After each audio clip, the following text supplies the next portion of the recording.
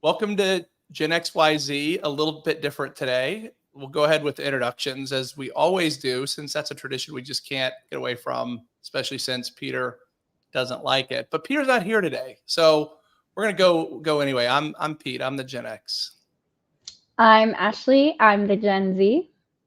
and then we have the millennial. Peter. The millennial's Yes. not with us today. He's with us in spirit. We put him on here in his typical millennial style. Where is he today, Ashley? Do you know why is he not here? Where is he? He's going on vacation. Right? Is that what he's I doing? don't know. I think he needed to find a safe space. That's what every once in a while millennials need a safe space. I think he needed to be in that today. I think he was feeling a little burnt out. That's right. That's right. Which today we're doing questions. Q&A day. We've received a bunch of questions, but we don't have Peter to help answer them. So perhaps we need to come up with the Gen Y perspective ourselves. I don't know. Or do we just disregard it altogether? Let's forget him today. Who All cares right. about the millennials today? He doesn't care about leaving us in the dust, so No, he knows 4 o'clock on Thursday. That's our time. And he said, let's reschedule. I can't do it today. And we said, no, the show goes on. show must That's go the mantra. on. So we have him here. We'll refer to Peter as we go. And we miss him, of course. Hopefully he'll watch this recording and enjoy it. Probably won't though, because I'm sure we won't speak too fondly of him as we go. No, of course not. All right, so it's um, Q&A. So if you're watching, we would love questions from anyone who's joining us today. So we'll take them live. Hit us up, whatever's on your mind. Put us to the test. We're gonna start running. Let's do it. Yes, for sure. Especially if you're having a problem at work right now, let us know what your scenario is and how we can help. So, I'm going to start off right now reading some of the questions. I'm a recruiter and constantly stressed. What should I do about it? Oh man. Now, I don't know much of the recruiter space like you, Pete. So, what do you think about this? So that is, I hear that a lot. I hear it, see it on LinkedIn constantly. The recruiters are stressed, right? It's a stressful job, but I think that becomes a matter of perspective, first of all. So actually, let's have a little fun with this. Like, if you go back through history, what would you say, what would you say was a top job over like the last, let's say 500 years? Like the most common job that people were in? I want to say, gonna go out on a whim here and say teacher. I don't Teacher, know. teachers up there, but farming, right? Farmer, Oh, yeah. the job of farmer, of course, easy to understand. Now that is stressful, right? I mean, if you're a farmer and you know you don't make a living, you don't eat, you can't survive if your crops don't come in, if there's a drought, if there's flooding, if there's bugs or fungus that get, you are out from sun up to sundown, right? Through the past 500 years, that's what humans have done. Now that to me is stress, right? Other popular jobs, soldier, right? I mean, that is stressful. And I know it's all relative, and I'm just kind of having a little fun with it. But when you're a recruiter, you are sitting in an air conditioned room. Odds are, sitting down. You're talking to people. You're on a screen like this. You're in front of a computer. So anyone who feels overwhelmed with that, just know that your ancestors had to deal with a whole different level of stress, and that may not make you feel better, but work's hard, right? Life's hard. We know that. So take it in stride, understand that it's a job, do it to the best of your ability, try to leave your emotions at the door when you go home at night. What tips do you have for someone who's stressed as a recruiter? I don't think it's the most stressful job, I have to say. I think there's a lot more stressful things you could do for work out there. I mean, I'd say if you're stressed, it's probably just temporary. You're probably just in a funk and you just need to get over that hurdle and push through again, like the whole farmers and their crop scenario. They're in that little disastrous moment that they just have to get through and jump over and figure it out. And in the end, there's a rainbow at the end of the other side. So again, even if you're stressing out, if you're freaking out, just keep in mind, like, it's not always going to be like that. And just remember to just regain your thoughts and keep your cool. So here's the thing, though. Recruiting is not for everyone. I know that. I've been in this industry a long time. And when people are your product, and I've said it that way to illustrate the point, if you're in retail, for example, a lot of people work retail at different times in their life. If it's at the end of the night and you leave a shirt on a shelf, that shirt is going to be there the next morning, right? It's not going to move. It's not going to get up. It's not going to go out drinking. It's not going to have bad influence at home.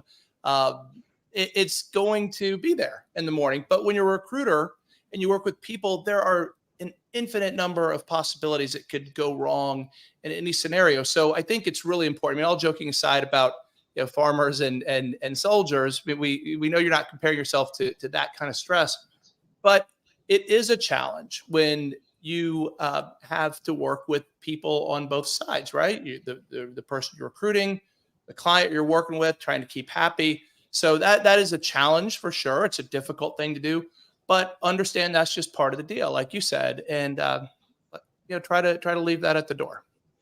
For sure. All right, now I'm gonna go ahead and ask you the next question. Are you ready? Now, I thought we could do our Q&A session with a twist. Grab questions from our audience and grab questions from Reddit users who are genuinely stressed or have problems at work and need some advice. So next question I'm going to ask is a Reddit question, and then we'll go back to an audience question. So, okay. And I've never seen this question before, so I want to see your take on it. My All right, boss. you're really gonna put me on the spot here, aren't you? Yeah. My Uh, boss makes me use my personal money. Is it bad if I say no? No, it's not bad if you say no. So personal money, is that all? Do we have any further context, or is that all That's pretty much it. So I guess this person is just trying to get everyone's opinion out there. Like, should you say no, or is your boss going to be mad if you say no?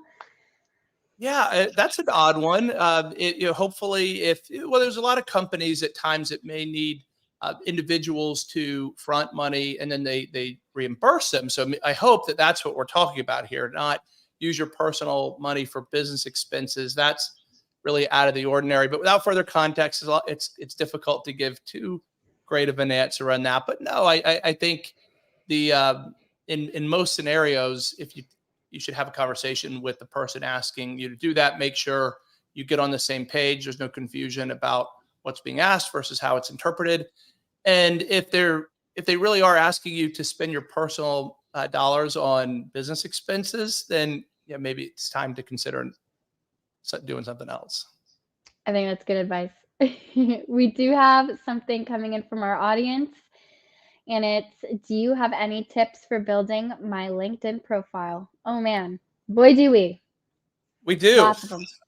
Yeah. So LinkedIn is your public resume. We know that everyone who's on LinkedIn, so which is probably most people who are watching us here, if you're not watching on Facebook or YouTube, and you need to treat it like a resume. So start at the top.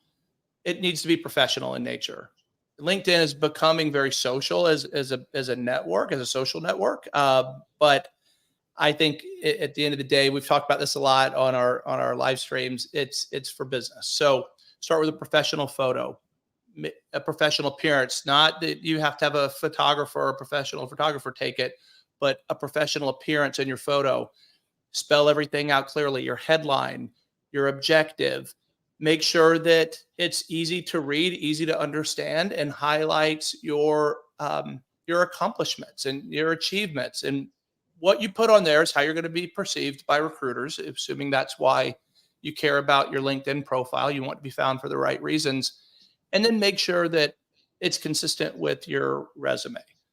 The last thing you want is a recruiter to receive your resume for a job application, go and check your LinkedIn profile and realize they don't match up. It happens a lot. So just make sure it looks very similar to how you present yourself on your resume. And of course, if you have any certifications, and if you don't, I recommend you go get some because they always look good on your LinkedIn profile or on your resume.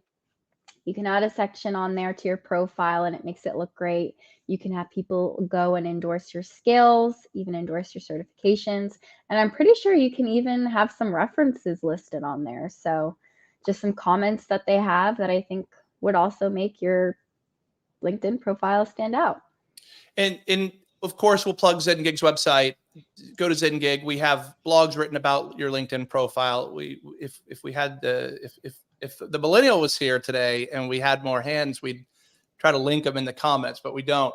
But we have blogs written about that. We have checklists for LinkedIn profile. I've done podcasts on it, so lots of content on the ZenGig site for that, for sure. And I'll add, get help with another set of eyes to look at it. It doesn't have to be professionalized, but get someone you trust, someone who is strong with grammar, to make sure that they proofread it for you and catch mistakes. It's very common for us to not be able to catch our own mistakes when we write something. And so we should always have someone else look over your shoulder and proofread it, because you could have something really inadvertent in there that everyone else sees and your eyes just don't catch it. So yeah, there's lots on our ZenGig site about LinkedIn profiles. Little fun comment about LinkedIn profiles. As a recruiter, I think it is very important that LinkedIn profiles match the resume, shows attention to detail and consistency. Yeah, 100%. And so I just was responding to someone on LinkedIn in a post that I made about something along those lines. You don't want recruiters to have to spend too much time figuring out your resume or your LinkedIn profile like it's a puzzle.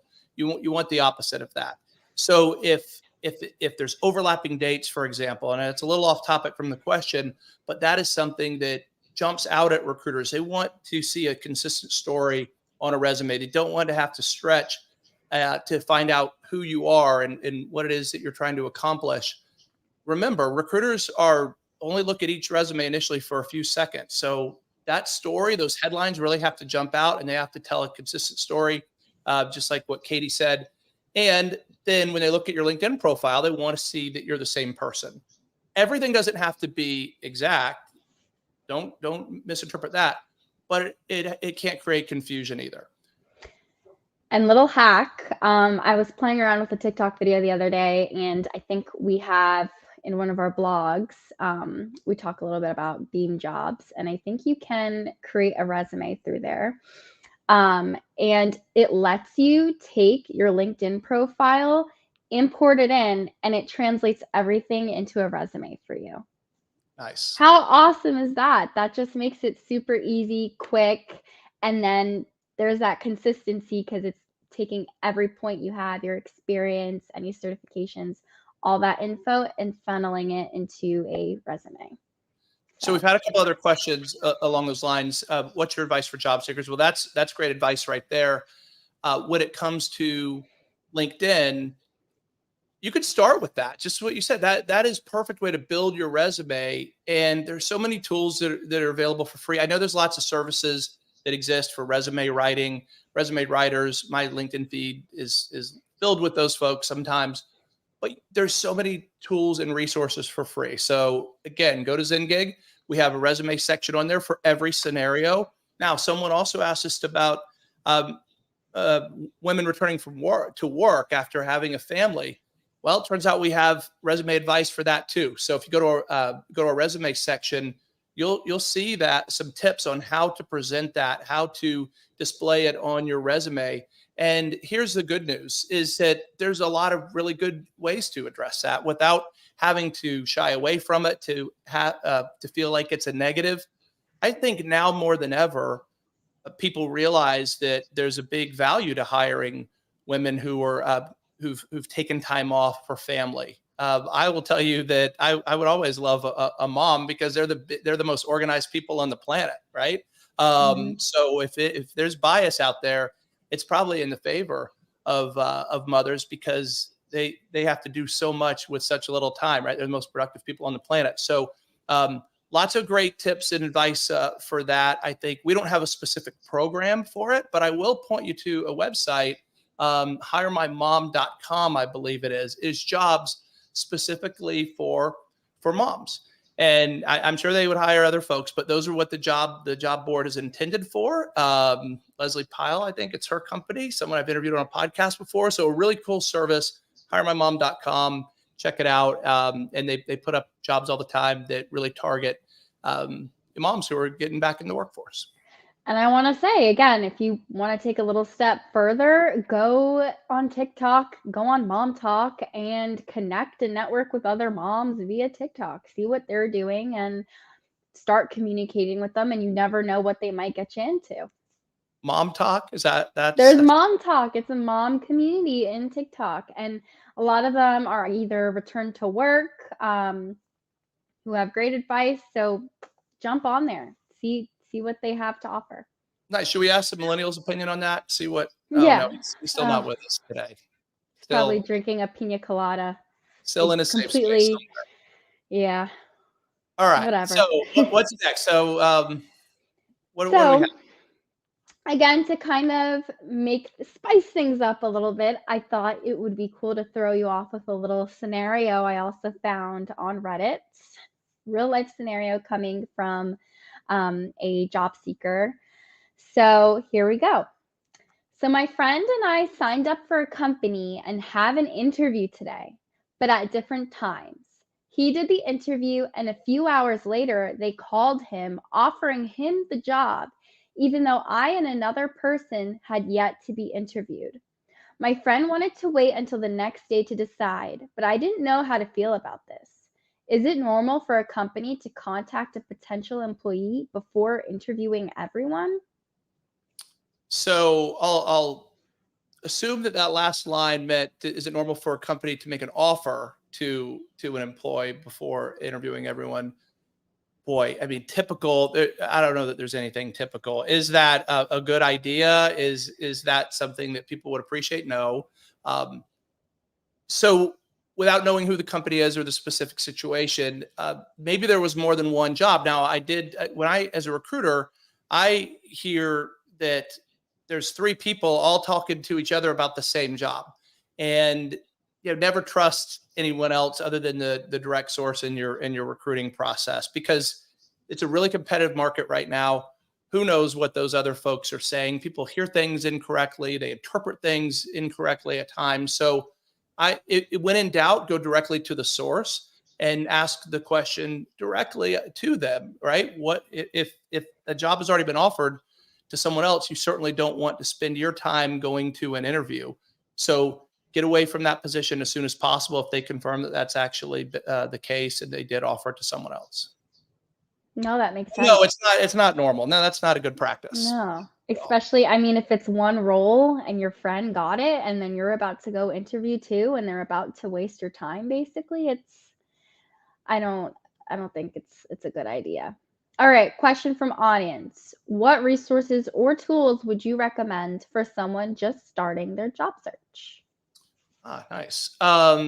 So just know that this is a very competitive market right now. So if you are going in to it for the first time, if you're a student, if you are someone who's new to the workforce, it'd be a very different answer potentially than someone who's been in the workforce a long time and is just starting a job search. So without having a little more detail, let's just go through some of the things that are very important. And it starts with your resume. As you just said a few minutes ago, LinkedIn is a public resume, but it's a perfect format to build your resume and to think about what you've done in the past, right? How you want to be seen, what kind of job you're looking for, how, and you can highlight your accomplishments, accolades that you've had.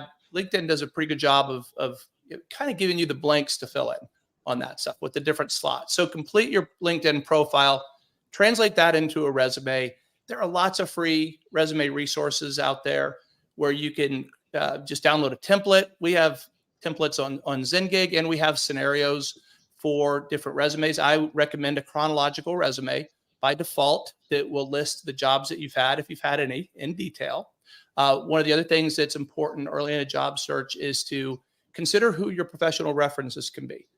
If you are new to work, that might be former teachers, coaches, leaders of groups you've been in, academic advisors, even neighbors at times. So a lot of this really will depend on where you are in your career.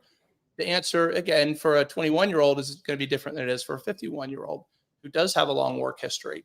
The next thing I'd recommend doing is getting a resume on job boards. It's not just LinkedIn. There's Indeed, there's ZipRecruiter, there's Zengig's job board. Put your resume up there. Get your resume on Monster and Career Builder. So those are the big ones. If you put your resume on there, you have the basis pretty much covered. Another big thing to do immediately is connect with recruiters. If you haven't worked with a third-party recruiter before, know that they're a source for lots of positions that wouldn't be available on the open market. So when companies decide to use a third party, they almost always give exclusivity to either one company or maybe a few, but it means they're not going to be recruiting for that position themselves. So if you're not working with recruiters, there's millions of jobs that are open every year that you'll never have visibility into. Where you can find recruiters, the easiest place that we always recommend is Clearly Rated, clearlyrated.com. You can search the top rated recruiters by industry, by geographical market, by specialty. So Clearly Rated is a great source to find who's who, because not all recruiters are created equally, just like anything else. There's some good ones and not so good ones.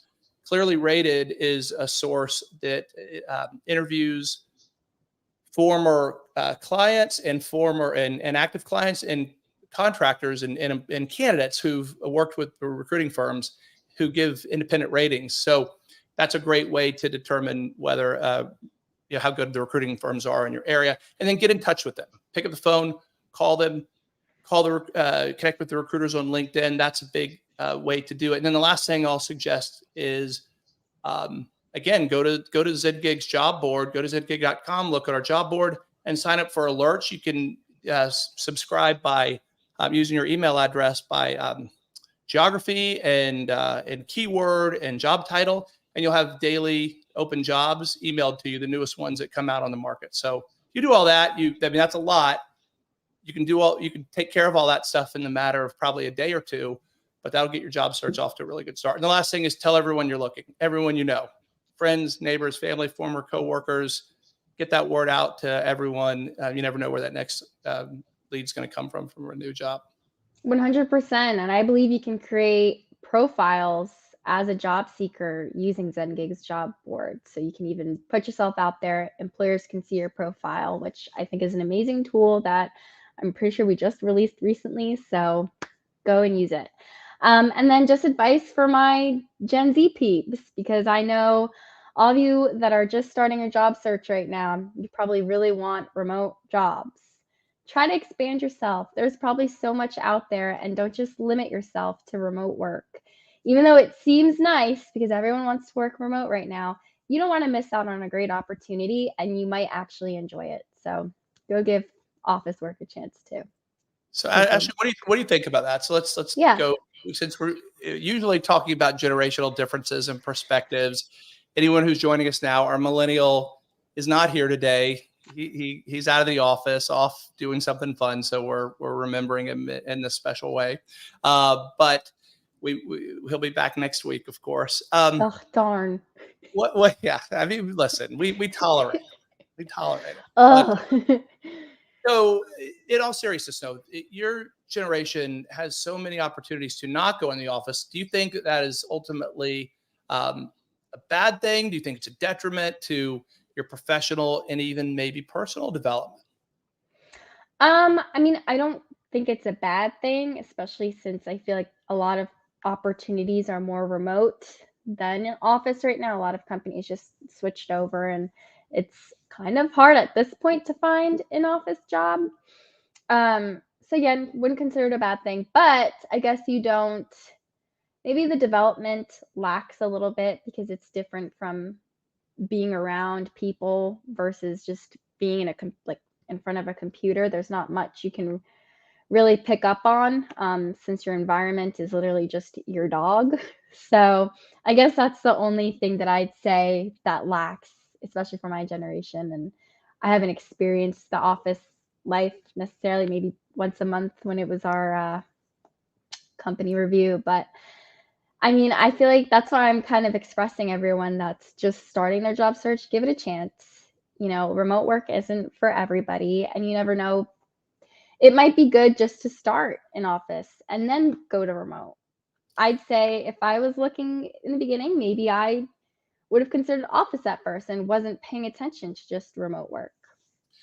The grass is always greener to some degree, right? I mean, there's pros and cons to both, but I worry that young people, young professionals don't have the same development opportunities that they would if they were around more experienced people, more knowledgeable people. There's something that um, is lacking with that, but you have to balance that against the benefits of being able to work from anywhere in the world.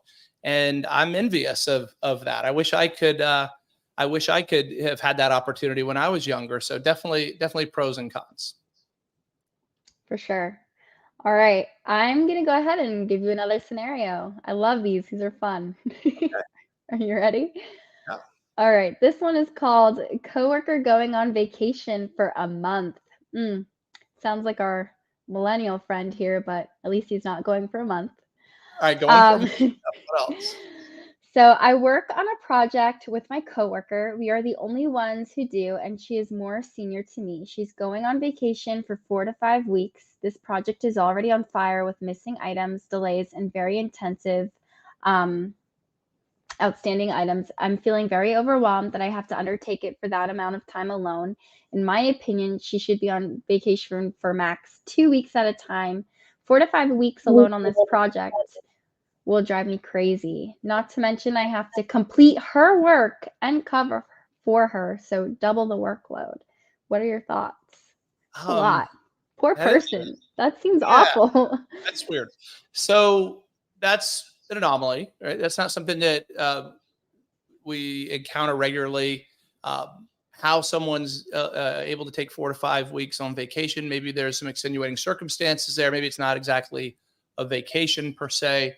Maybe there's other issues, but that's something you have to talk to your direct manager about and see how you're going to accommodate. Ask for advice and guidance. I think one of the things that is really important for someone who's, I'll say, younger in their career to learn is how to deal with those kind of things. It happens, adversity happens, challenges will come up through everyone's career. So that sounds like a problem that needs to be solved. And the best way to solve it is to address it head on. I don't really have a much better advice than that. But don't ignore it. Don't sit and complain. That's something that I know happens a lot. We all know that and there's perhaps a lot to complain about at times, but it's much better to address these things openly, professionally, right? Not emotionally.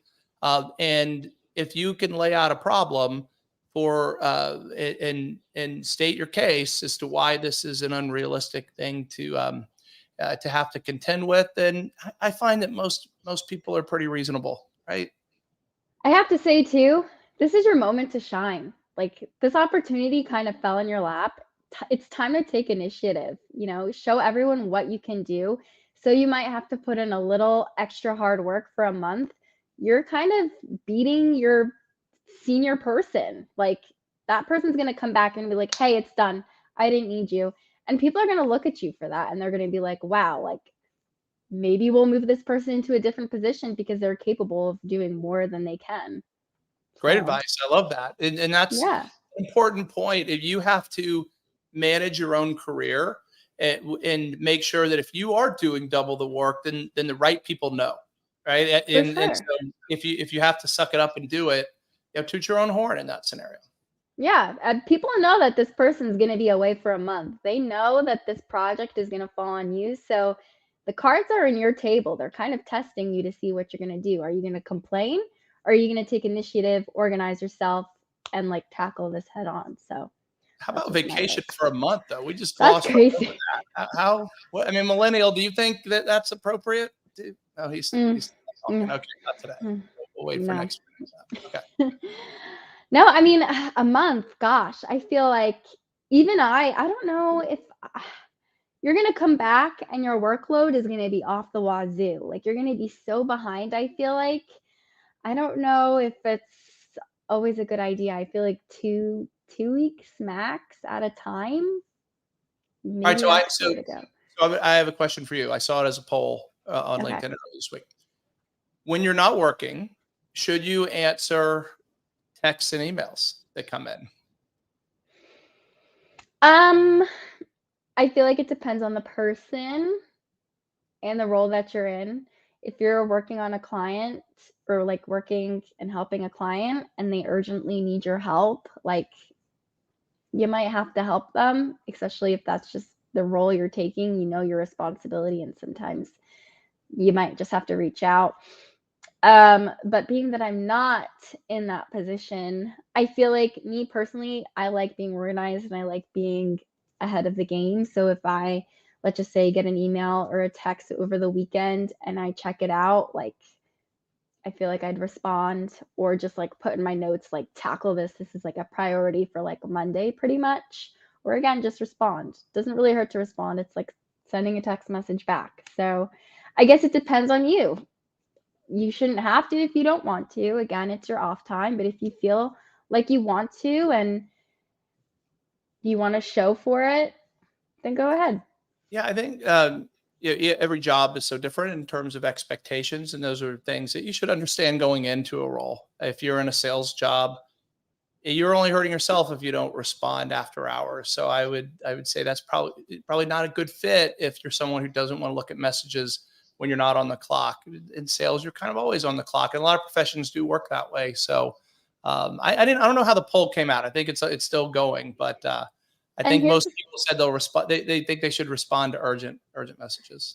Yeah, and I feel like, you're gonna be curious, and I feel like the person is gonna look anyways because they're gonna be like, "Oh, what is this? What am I getting?" Don't just ignore it. If you saw it, just you're already looking at it, just tackle it really quickly. See what's going on. Well, so what do you say to those who would say, "Well, wait a minute, that's not my job description. I'm not being paid for that." What do you think of that attitude? Because Then that's that's prevalent. that's gonna show for it. I mean, you're not gonna impress anybody with that kind of attitude. You're just gonna be in the same route, same boring route. You're not going anywhere. All So right, all right. I don't know that everyone would agree with that. I mean, I agree definitely with you, not. Definitely right? not. But I feel like I kind of have like an old school mentality sometimes. Maybe it's because of my parents. But I know most people, especially in my generation, they're like, nope, I'm not answering till whenever I come back. Like I'm not here. Even if I look at it, I'm not here. So So you could do it, right? Especially if you're not expected to, or if it's not part of your job, what you signed up for.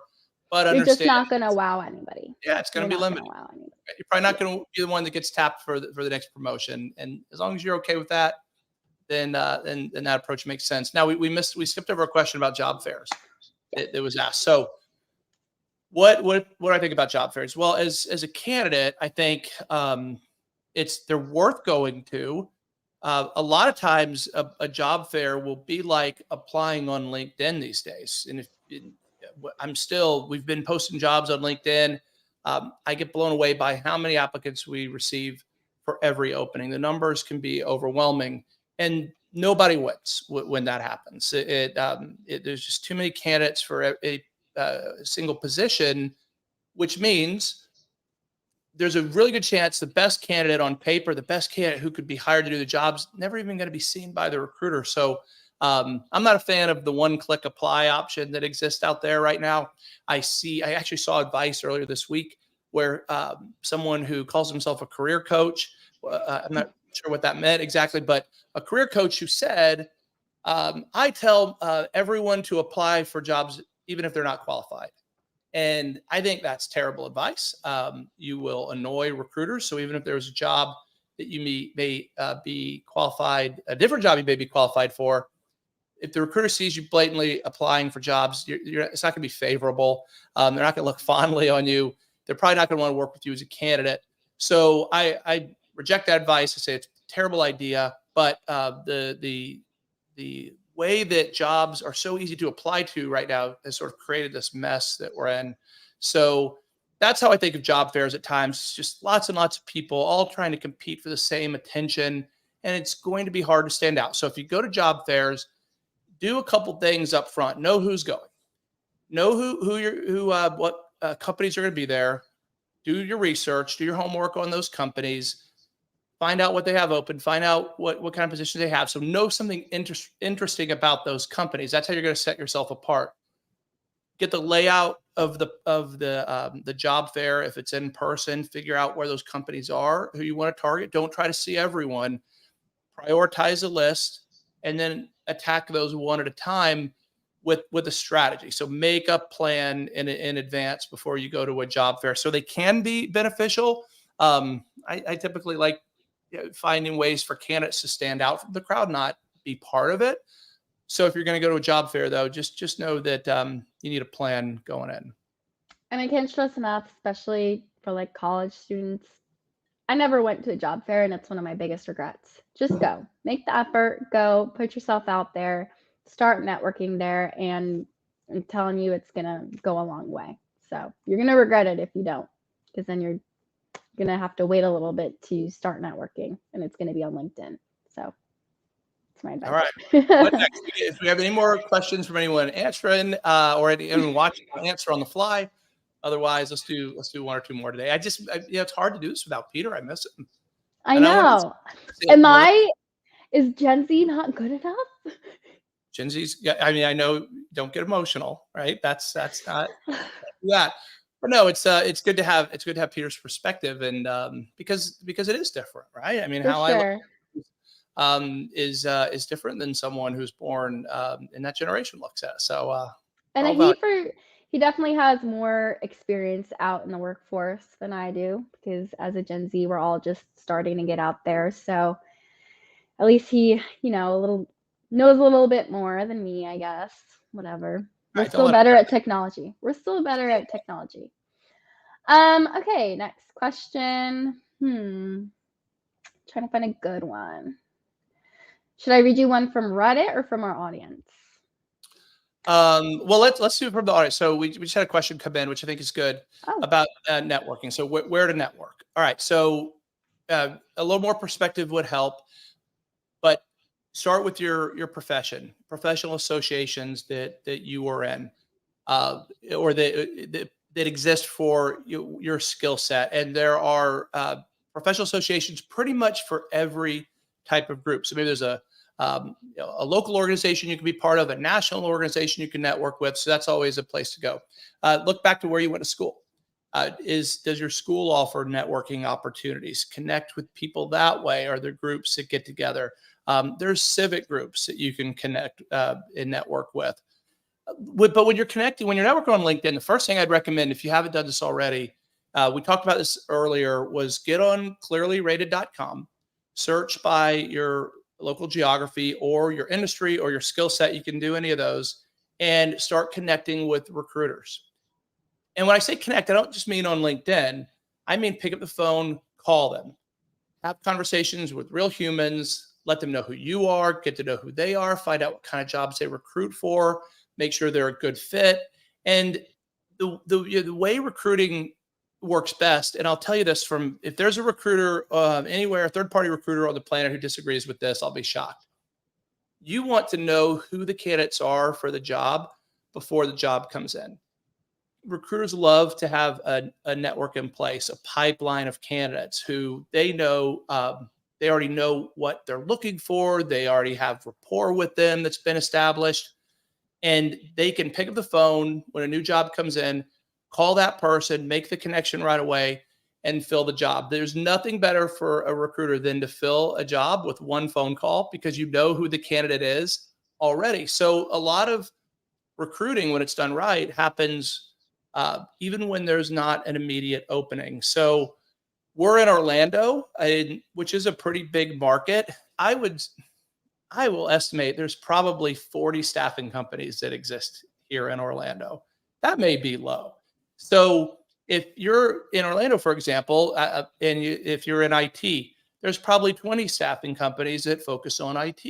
You should have a relationship with each of them, because as we started to talk about earlier, so our staffing company is one of the biggest ones in Orlando. We are the top rated in IT in Orlando. I'll say that. A little plug for Four Corner Resources. But I would still recommend to not work with us exclusively. And the reason is we only recruit for the companies that are our clients. And even though we have a lot of clients in Central Florida, that still represents a really small piece of the overall pie. And you could go down the line for any staffing company, any market, even if they're the biggest one out there, they're going to have a small overall piece of the pie. So the best thing you can do is cover your bases with with as many staffing companies that are credible, that have good ratings. So again, go to clearly rated, see which ones are the top ones out there, and establish rapport with them at the individual level. So one of our recruiters from Four Corner is here watching, Bella. If Bella would love nothing better than to have candidates up front who she already knows. So when she gets a job that matches her skill set, it's a really quick turnaround. And like I said, every recruiter on the planet looks for opportunities for that. And the last thing I'll recommend is call directly into the companies and speak with the people who recruit in your space. You won't always get them live. In fact, most of the time you may not get them live, but don't be discouraged by that. I promise you that if you're listening and you're on the job market, that recruiters love motivated candidates. They love candidates who will take that extra step, show that they'll go the extra mile, even if they can't help them in that moment. And that's a really important thing to understand. So don't take the fact that there's not an immediate job to be placed in or immediate action that can be taken. It all adds up, and you never know when that next call is going to come from. So get in touch with local third-party recruiters and get in touch with talent acquisition teams, or at least leave a message, put your name in front of them so they'll remember you and be able to pick you out of the pile when the next job opening comes up. For So sure. hopefully that was a lot of stuff. If you do all that, you have a pretty big network within a couple of weeks. Yeah, 100%. All right, we have one more question. I guess this will be the last one if no more come in. What are your suggestions to those looking to find a different career path? Understand first and foremost what a new job requires, and every role has its unique set of experience and background that are necessary for someone to enter into it. We have around 500 career guides on Zengig. If you want to go there, if you have a particular profession in mind, we try our best to lay it out on what it takes to become a project manager, what it takes to become an attorney. We actually have a section, how to become. So start there for your the profession that you want to pursue. See what kinds of certifications are available for that. There's a lot of free tools out there, whether it's companies like Microsoft or Google that offers free trainings. We talk a lot about Coursera and Udemy. We try to have links to those certifications and training classes on our career guides.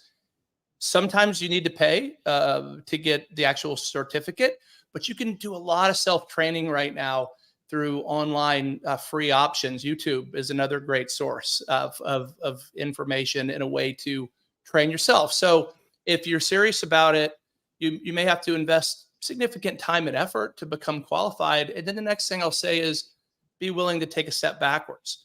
That's sometimes hard if your income is up here and entry level or close to entry level is down here for the job you want to go into. But I truly believe that top performers rise quickly, and that just because you start at a low point doesn't mean you can't rise really, really fast. So do your homework, do your research, start with our career guides. And by the way, if you see a profession that we don't yet have, let us know. We're adding to the career guides constantly. Zengig's only a year old, so we don't have the site complete. We just launched what we called phase 1 a year ago. We have so much more to produce, and we take feedback, and that helps us prioritize what's missing. So if you have a career that you're interested in, you don't see it on Zengig, we'd love to know because we're trying to prioritize our content creation and additions based on what's most popular and in demand out there. And again, as Gen Z, I don't have much advice, but the only advice I do have is don't put all your eggs in one basket. See what the career is like first before really truly making a decision. Job shadow. So again, example, I thought I wanted to be a radiologist and a teacher. Luckily, I got to job shadow a radiologist, and I was like, nope, never mind. This career is not for me. And I ended up changing. So imagine if I put all my eggs in that one basket, I would have been a radiologist and I would have been very, very unhappy. So just be very, very cautious when you're changing career paths and really immerse yourself and see what it's like first before taking that step. And you can always just go on TikTok and if there's someone in the career that you are looking for, they always have videos on them, like dental hygienists. They post videos or teacher talk. So go see what it's like. Yeah, and generally speaking, I think people really like to help others. So find profiles of people on LinkedIn who are in the profession you want to be a part of, and ask them for advice. Ask them their way where they would start if they were in your shoes. That's probably a pretty underused thing to do on LinkedIn, but people like helping. That's something that I'm pretty confident saying. And so if you ask for help from others, odds are that they'll give it. Ashley, that's great advice with the job shadowing. Just know that job and major career changes happen frequently. The reason why when we were thinking of ZenGig and coming up with the name and our logo a year and a half ago, it's a Z because it was a winding path. And that our original logo that we thought we were going to have was a winding path up a mountain, because that's how careers typically go. Rarely are they just a straight line.